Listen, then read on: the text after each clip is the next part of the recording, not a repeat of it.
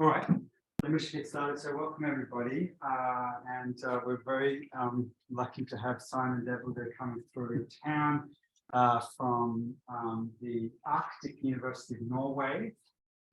So you can only imagine what it's like there. Wonderful in very contrasting ways.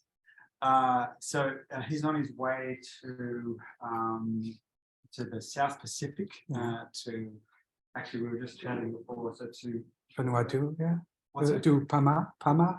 Yeah, Island? well, Yes. I'll leave it to you to Yes. describe it, but he's just, we're going to be hearing about kinship today and gesture and so on, but also he's recently done some fascinating project on sand drawings or ground drawings as a tradition there, and he's on his way to deliver a bunch of books on the topic to school kids there, so that's pretty exciting and fascinating. So it's great to have you here, and I'm glad we could make it on your scramble from the north to the south. Mm-hmm. So I'll leave it over to you to tell us about complex social structures in speech and gesture. Simon. Thank you, Nick. Hi everyone, thank you for the introduction and thank you for making this talk possible, like a bit last minute almost. Yeah, so sorry, I see that this is not the title that was advertised, I think. Well, anyway, yeah, so I'm going to talk about kinship today, and how some of the processes that are involved in communicating about family relations may leave traces in speech and in gestures, and possibly also in other ways of making sense, like drawings. And with a case study in Paamese, which is an island of northern central Vanuatu. And we're actually very lucky today because we have one Paamese man in the bag there, which I've met only today, right? And so I'm speaking under his control. Maybe Stephen, do you want to say a word? Sure. Hi everyone, my name is Stephen Gagao. I work at Paradisic in the specialty music, and we have an association with Simon on his collection. And part of our work, my work, is cultural outreach, connecting communities to our archive and where. So I brought along Johnny, who's been part of our projects, and happens to be Paamese. And I said, hey, Simon's doing a lecture, come along. So maybe just a quick introduction to who you are, and maybe we'll appreciate. Hello everyone, it's lovely to be here with you, and with Simon, whatever's over. It is a big surprise when Steve told me about this, and I'm really looking forward to. It's been a part of a dream of our people to have something like what you're saying today, and I'm very privileged to be here with you, to be the first manpower to actually hear about this and be a part of it. So thank you to Steve and to you, and to the rest of you also. Yeah. Thank you, Jenny. So everything I'm presenting today will be fact checked. So it's great. It's great. So please, Johnny, interrupt me and fact check everything I say. Right now, it would be so interesting to have your input. Right, I think we have a very nice ethic perspectives during this talk. So yeah. Perfect, stars aligned. So yeah, complex social structures and in speech and gestures. I first want to introduce you to the team, which with whom I've worked on this specific study. As you may know, like coding gestures is such a time-consuming endeavor. So obviously, I owe the results of this study to these people: Linnea, Jennifer, Lucy, who's also my wife, and Joost and Villa from various institutions. Yeah. So thinking, speaking, and gesturing about kinship. So a few words. I mean, it's very intuitive things, but just wanted to mention this, right? So thinking about kinship is quite right? A relational person. Sorry, I'm a bit distracted. I want to see my notes. Okay. Yeah. So the acquisition, right, of kinship, has been, you may be familiar, investigated since Piaget, right, in 1926, as a way of studying the way children acquire, relational thinking, and they are, according to Piaget and others, different steps, right, in this acquisition. Because as adults, it seems quite natural and easy to do, but it's actually, there's a lot of complex cognitive operations behind that, right? So, for example, when we say I am his sister, he's my brother, right? There is some shifting perspective, right? And yeah, to understand this concept, to communicate about it, you need to acquire this. So, for example, if Tom is my brother, and that J is Tom's cousin, right? So you shift perspective from ego, your own, to that of your brother, and then kind of process that J, the man on the right, is your brother's cousin. Well, then J is my cousin, right? So the meaning of the English term cousin, for example, is understood through this combination of relational concepts and perspective shifting, right? It's a combination of both.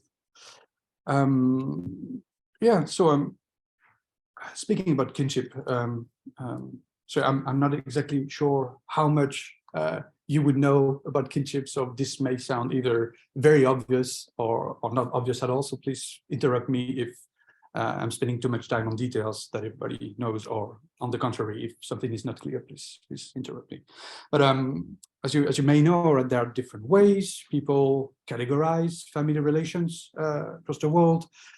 This has famously been mapped by Murdoch, notably, who kind of broke down those categories into 6 categories. You have the Hawaiian type, the Eskimo type, the Iroquois type, etc., based on the where the categories, where the boundaries of those categories fall.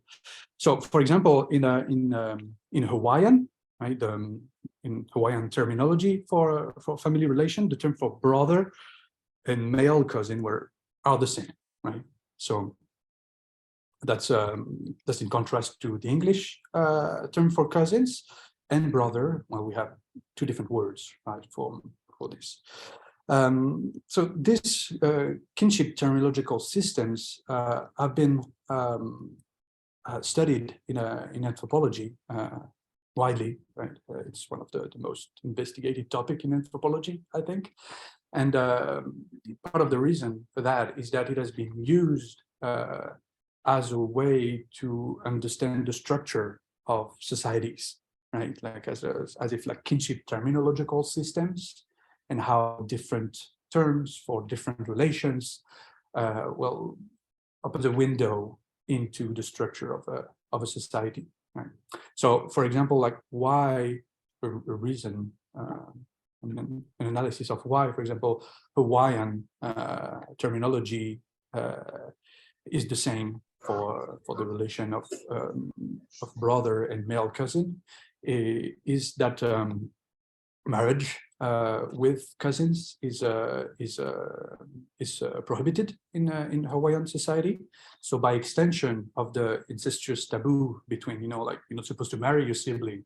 So if your cousin has the same term as your sibling, well, then you're not supposed to marry your cousin either, right? That's yeah, I think Murdoch or Goody, yes, had that interpretation, and so some patterns that were pretty widespread. Yeah, so speaking about kinship as a window into the structure of the world society, that's why it's so widely studied, right? But then why only restrict, if you're interested in the structures, why only looking at the words for relations, right? Because I mean, we hardly only use language to communicate, right? Like right now, I'm just noticing I'm making gestures and I'm using some visuals, you know, to my focus to. So we have a very multimodal or polysemiotic way of communicating. So if we are ready to assume that social structures leave traces in the terms for family relations, then well, why not looking at gestures also, and the gesture we use when we speak about family, and also like the drawings, yeah, all the forms of depiction that may accompany our descriptions of kinships. Right. Yeah, so gesture, right, a second window onto a group of speakers' mind. So what do gestures do? Well, lots of things, but I'm not going to summarize everything here. But they create a spatial map, right? The very like physical affordances of gestures, like they evolve in three-dimensional space. Yeah, they've been shown to create a spatial map of both concrete and abstract discourse reference, right? So like effects of spatial mapping have been found for both concrete and abstract discourse reference. And speakers regularly use the location of their gestures to identify and then refer back to characters in a story, for example, right? You may be familiar with the work of Kita, Sekin and Kita 2015, and also the work of Nick, right? Also a screenshot of your study on the Lao speakers and kinship. Actually, I should have mentioned this, like this is part of a project that looks at polysemiotic communication, but the kinship part is greatly inspired by Nick's work. So it's great to be presenting this to you now. Yeah, so spatial affordances, right? Mapping abstract and concrete reference into space, right? And referring back to it, right? For example, like, okay, we're going to start here, giving direction. Well, direction is already space, but you're going to start your thesis with an introduction and then with that part, but then you want to make sure that the introduction matches the plan, etc. Right? So, you know, anchor reference in space and refer back to them, right? So mapping, discourse reference. Viewpoints also, right? Can use gesture to express multiple viewpoints, and some studies demonstrate how they express that. Right? Work from McNeil, Parallel, etc. And also relations, right, between objects or concepts can be communicated about, but with gestures, right? For example, like on the one hand, on the other hand, Republicans, liberals, the defense, the offense, right? It would mark like the relation between these two contrasts in space with gestures. Right. So yeah, it's just like some kind of underlying mental representation of contrast that motivates how speakers map opposing elements on different sides of the lateral axis of the body, right, left. Right. There are nuanced distinctions in event encoding that exceed the marking of grammatical aspect in speech. So has been researched by Jennifer Hill, my collaborator. The size of gestures also, right, reflects our mental control of numbers, right? And there's a recent study on that by Greg Woodin. Also, quite recently, a work by Judith Holler from the Max Planck, I think, Institute. So that's how auditory pitch, right, is like higher pitch, lower pitch, and I think in Turkish it's different. It's like higher pitch, lower pitch. Like there's distinction of conceptualization, and shows how there is variation across cultures. So the common conclusion from these studies is that gestures function as a great resource for depicting underlying mental conceptualizations and visual spatial mental imagery. And, importantly for the present study, co-speech gestures provide like useful insights into how speakers think in ways that are not evident from speech alone. Right, so some of the meaning that we convey in communication as a whole may be distributed across the speech we use, the gesture we use, the drawings we draw. Right, so kind of the question is, what part of meaning is redundant, complementary in speech and gestures? What part is only in one semiotic system, only in the other, and how they complement each other?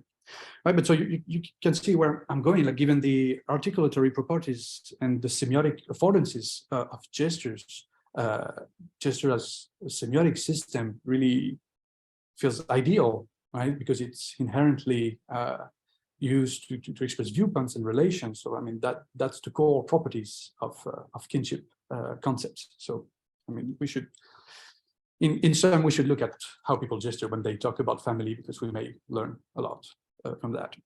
And few people have, not too many though, right? We're already saying that, Nick, in your 2005 paper, that really the realm, the literature, the body of literature on gesture was really separate from the work in anthropology on kinship, right? And so yeah, so that's your seminal work, where you have this speakers, right, who is using these very nice diagrams, right, and anchor points to which he refers back to. And so the what's it? So it's the father and the father elder brother and the father elder brother's daughter, right?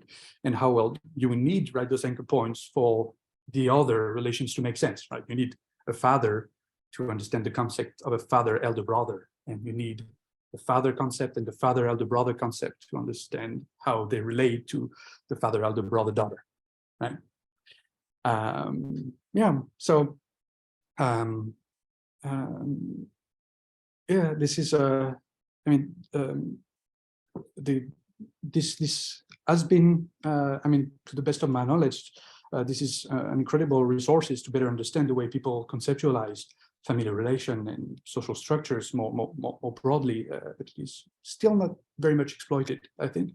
Alice Gaby, whom you may know from Monash University, has also shown on a different kind of gestures, right? I think the gestures you analyzed, Nick, were, I mean, at least the kinship ones were predominantly diagrammatic, right?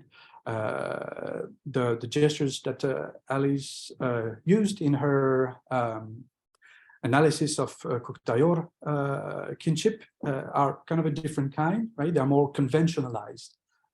It's parts of the body which are associated with specific kinship relations. So like point to the chin, to the biceps, to the belly, etc. And Alice showed that by integrating these conventions, these gestures conventions, well, she managed to evidence categories of family relations that were not visible in language only, right? They were, and specifically, it introduced how specific family relations were part of the patriline, right? The line of the father, or of the matriline, the line of the mother, and also some aspects, some dimension of generational harmony, etc. Right, so I mean, that's one of the great potential of looking at other semiotic systems than just language in its spoken medium. That yeah, I mean, can help better understand the way people think, conceptualize, and categorize social relations, like kinship relations, right? So it is in this context that we have designed the current study. And before getting into it, just a word on knowledge transmission, and more specifically cumulative cultural evolution, which is the ability to observe, learn, and improve, transmit knowledge to our descendants, right, by avoiding all the trial and errors at each generation, right? So the transmission of knowledge across generations, for example, social structures and practices, is achieved through the ability of a community to conventionalize this knowledge into a communicative system. And in a way, kinship terminologies will serve that purpose, right? When, for example, they extend the incest taboo to of marrying one's sibling to one's cousin by extending the sibling kinship terms to first cousins. What I mean by that is that how are you going to preserve, some practices, some social practices, some social structures to the next generation? Well, kinship terminologies are a very practical way of doing that. But what is the role of gesture in the communication and transmission of these social structures across generations? So we have addressed this question with a case study on Paamese Island in Vanuatu. Johnny, you may recognize some of these people there. We found out that actually I was adopted by this comment by a clan there, and I think Johnny and I are related somehow. I'm sure you can process it, make it easier. Like you have to address people in specific ways and things like that. And to me, that's extremely complicated. I have to map those diagrams, like how am I related to that person? And that's painful always for me to see that. But anyway, an example with Stephen, who is talking about how I think his father is connected to his mother, right? So marriage rules, marriage practices. So I can play it twice if you want. Maybe the first time you can have a look at the transcripts and the translation. Then next time you can focus on the gestures, maybe, or either way. But I'll play it both times. It's hard to focus on everything at once.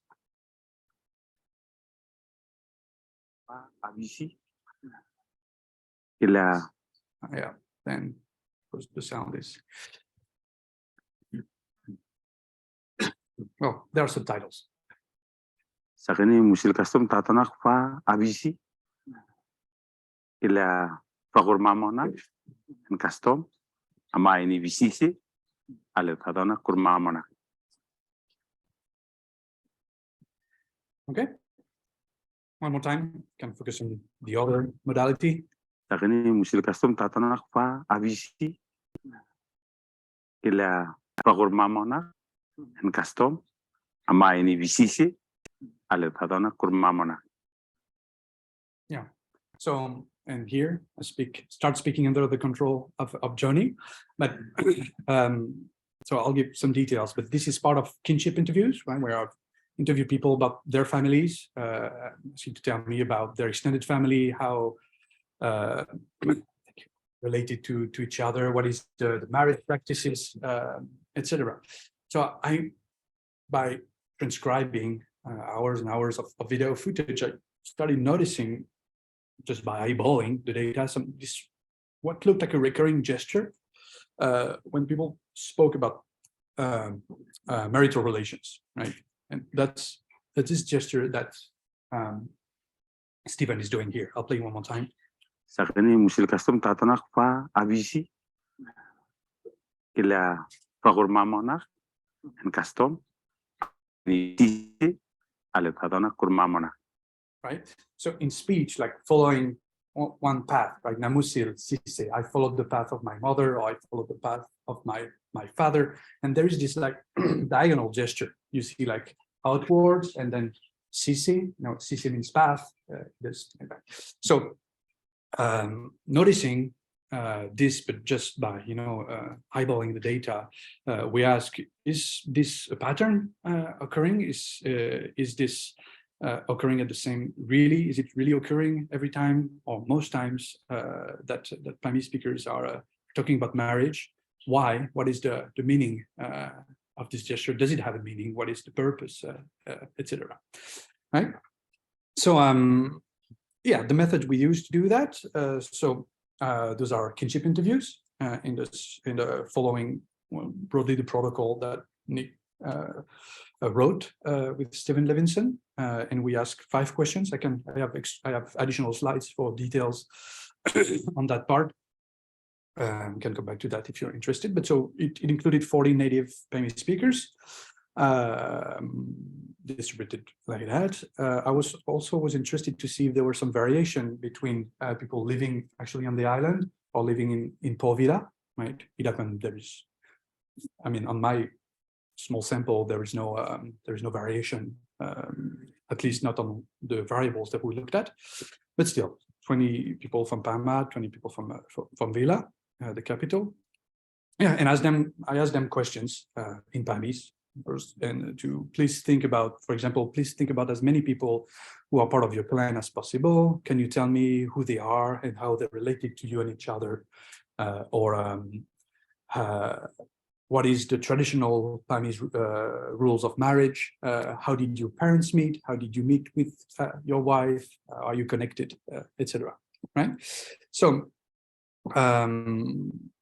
all the speech was transcribed and encoded, like this sentence: my father married my mother. Kur also means to take, right? And then coding gestures. I also have additional slides on details of how we've done that. This was very time consuming. You would know if you have analyzed gestures. Yeah, and so we use this grid with different levels. And so, for example, like this gesture here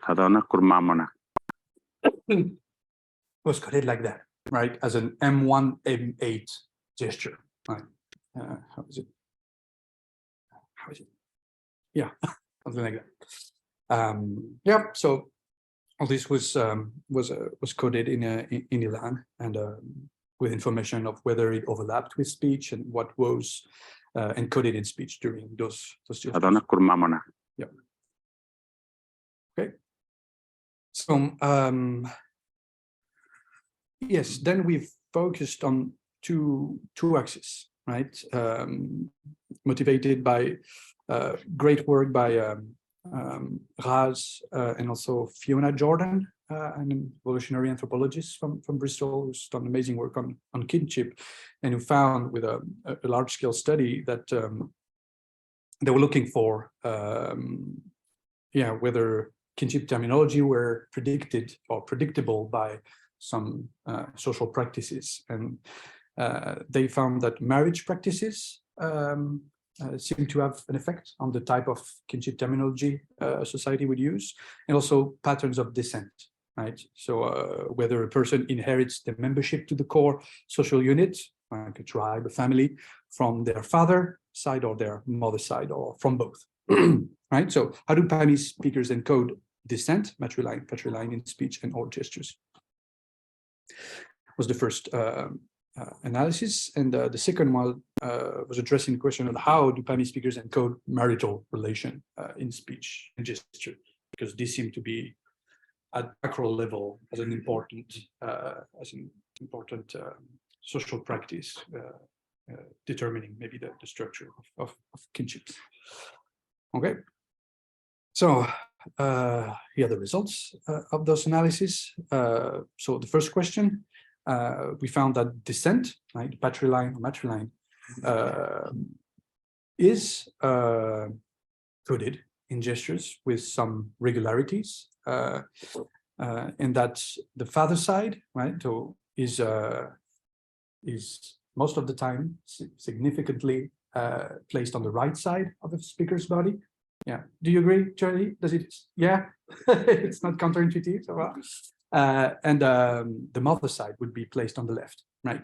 So what that means is that when a speaker is talking about his mother, but also his mother's brother, or his cousins from the mother's side, they would be more in this lateral space, whereas kins from the father side are placed somewhere there on the right side, right? So this is something that the analysis seemed to indicate. And then what about when speakers talked about marital relations? Okay, I can come back on the statistical analysis, but we use multi-level regression analysis on that, basically having a model with all variables, and then withdrawing one variable at a time, seeing if it affects the outcome. And what we found is that the diagonal the diagonal axis, is a significantly recurring pattern in that. I'll just say it in other words. So gender, right, of the origo. So not necessarily the speaker, but so it could be the speaker if the speaker is talking about himself and his wife, for example, or talking about herself and her husband. But that person could also be talking about their parents and their parents' spouse, right? That's why I make a distinction between the speaker, the ego, and the origo, right? The center of perspective. So what those results indicate is that when a marital relation is described from a male's perspective, right? So from the speaker, if he's a man, or from for example, if the speaker is talking about their fathers, right? Well, then a cuspid gesture are significantly performed in the left diagonal direction, right? This on this axis, right? Like the one you saw on the video clip with Stephen, right? And when the origo is from a female perspective, like my auntie married my uncle, well, then the cuspid gesture is performed in the right diagonal. Just to clarify that. Yeah. This particular image is the first one, right? This particular image is left.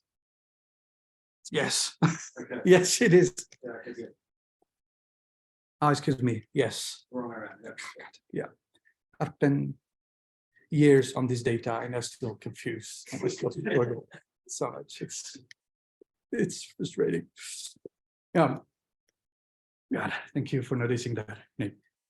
Okay, so why this pattern? So of course, we are going into the interpretation of the results right now, right? This is a way of interpreting why this might be. I mean, and then we'll ask Joni, but I've asked my Paamese consultants, and they didn't seem, I don't know, they didn't give me an explanation for this diagonal. For the father side, mother side, yes, but I didn't get a clear-cut explanation of that. So anyway, that's my interpretation. So if the ego is a woman, the female, you have, of course, a mother and a father. So that's the rules of marriage practices in Bama. Here, I'm showing who you are supposed to marry if you're a woman in Paamese society, right? So you have a mother and a father. Your father has parents, obviously, fathers, mothers. Your paternal grandmother has brothers and sisters, and one of them is the maternal uncle of your father, right? F and B, fathers, mothers, brothers, right? You see what I mean? Well, these complex cognitive processes, right? Trying to map. I assume you're struggling a bit. I'm still struggling with this after all this time. But so the maternal uncle of your father has children, right? Fathers, mothers, brothers. So son, for example, and that person is the man you're supposed to marry. Yeah. Interesting gesture. Did it help? Yeah. Right. So you see, right? You're from a woman's perspective, right? Your fathers as parents, your father's mothers are the brother, and this brother, so yeah, your great uncle, as one of their sons is this a person you're supposed to marry as a woman, right? For English, that would be an uncle-niece relation, right?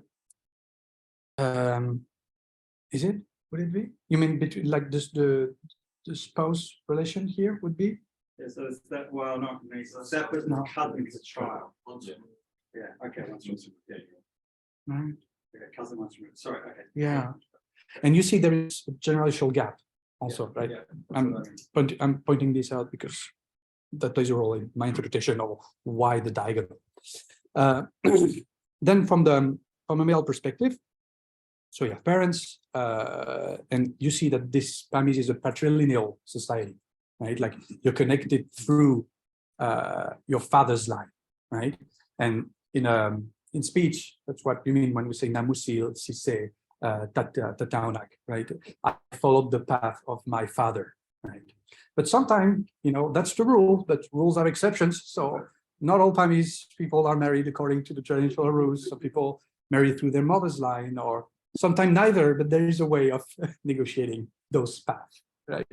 But the straight wife, right, or the straight spouse, the eternal spouse is through the patriarchal line, following this path, to use the Paamese metaphor, right? So father has a sister, and that sister have children, right? Father, sister, and that's one of these children is a son, right? And this son, who is your cousin, right? If you're Meligo, that's cousin from your father's side, right? Has a daughter, and has daughters, and one of them is your straight wife, right? The woman you're supposed to marry, right? Yeah, and so you see how, maybe I should not go into this detail, but how like kinship terms evolve as you grow up, because the person who is your cousin in childhood, right? This FZS becomes your father-in-law at some point, right? And this has all sorts of behavioral rules that come with it, right? This is a relationship that you have specific respect to share. Yeah. Okay, and there is anecdotal evidence, right? In those interviews, at the beginning, I said, okay, well, I want to learn things about Paamese kinship relations. I ignore everything, which was true, was not hard to fake. And I said, if it helps, if it helps you explain this to me, you're welcome to draw things in the ground, right? I only said that in the beginning, and did not encourage speakers to do that more. Didn't want to push that. And actually, only out of 40, only 3 Paamese speakers decided to draw in the ground. Stephen did. He was particularly pedagogical. Maybe that played a role. But look at these diagonals and how Stephen described it. So there is some anecdotal evidence of this diagonal in drawing also. Ik me korlumi Married Lumi. alem sistanen ti me Sister, kornos. married no. Okay. Straight. Exchange. Okay. Right? So not if you saw, but he draw like a diagonal like that. And it's great because on Paama, straight means diagonal. But a diagonal is straight. That's not straight, right? That's weird how straight has to be like that for Western point of view. This is straight. It's just straight diagonal. Right? So anyway, that's a pretty big kinship tree drawn by a participant, and then he draws a little square on the left, and that's when he's speaking about marital rules. And I don't have the transcription here, but he's basically explaining who you're supposed to marry, right? And this, I don't know, she was speaking about marriage rules, but not specifically, commenting on the drawing she was doing. So I'm not sure if this is an actual thing, but those are crossing diagonals, right? Well, that's anecdotal evidence, right? And reaching conclusions, I think my time is up. But so to conclude and summarize a bit, so these complex social structures are encoded in speech, in gesture, and some semantic units. I'm sure parts of its meaning is both encoded in speech and gesture, and others are quite complementary. So, for example, like the distinction between the patriline and the matriline. Well, it's encoded in speech because you have different terms for paternal uncles and maternal uncles, right? So you have this contrast because different terms and all that, and also like in the lateral space, right, left. So this is both marked in speech and gesture. But then the gender of the spouse, this is not something that is that is marked in speech, at least not for spouse. Gender is marked everywhere else in Paamese, but the term for spouse, it's actually gender neutral. Assume. Could be both husband or wife. This is only marked in gesture. And descent is also marked in the gesture space, right? The battery line. And this generational gap, that's my interpretation. I'm still not sure how to verify this, but why isn't it that, you know, we have, since this is the mother side and this is the father side, if you're married to someone on your mother's side or on your father's side, why don't we have just this kind of gesture, you know, but we have this one, right? So I'm looking forward to your insights, Johnny, but my guess is that maybe this has to do with the generational gap. But I'm not sure that's worth much, right? It's a wild interpretation, right? And the diagrams that I've showed you, you could say, yeah, well, that's convenient, right? That you have drawn them this way. You could have placed the father on the other side, right? Because here what I'm showing you is that this diagonal, you know, like they are the way I'm trying to put. But I could have, you know, put the father on the other side, right? But remember that there's a convention that the father is on the right side, and the mother it's on the left side, right? And this is an interesting point, I think, because in the beginning, you know, like when I saw screenshots from your studies, Nick, where, you know, you anchor people in space and then you refer back to it, and that's how the whole diagram makes sense. Here, it seems to have sedimented, you know, to be conventionalized enough so that you don't need to push the referential anchors in space and refer back to them. But it is sedimented that fathers on the right, mothers are on the left. So this diagonal makes sense when I said that I'm married to this person who's on my father's side, my mother's side, right? But you don't need to say to anchor them. Yeah. Yes, and so the broader interpretation of this is that gestures help to communicate about things, right? So they help you, they help communicative situations to make your interlocutor understand what you're saying. But it also helps you thinking, right, and process all these things. And I'd be interested in further studies to see how they are, those gestures we see very conventionalized in Paamese semiotic traditions, how they are transmitted to children, right? Sorry. Yeah, because the broader interpretation is that this polysemiotic system, kinship system, gesture, drawing, speech, is a way to transmit this knowledge, the social structure across generations, right? So that's the broader claim, to perpetuate, to make sure that the structure of Paamese society is transmitted to the next generation. Yeah, so that's it. I want to acknowledge my funders, which are plenty, and we're generous, so thanks to them. And Hihori Minuk, thank you.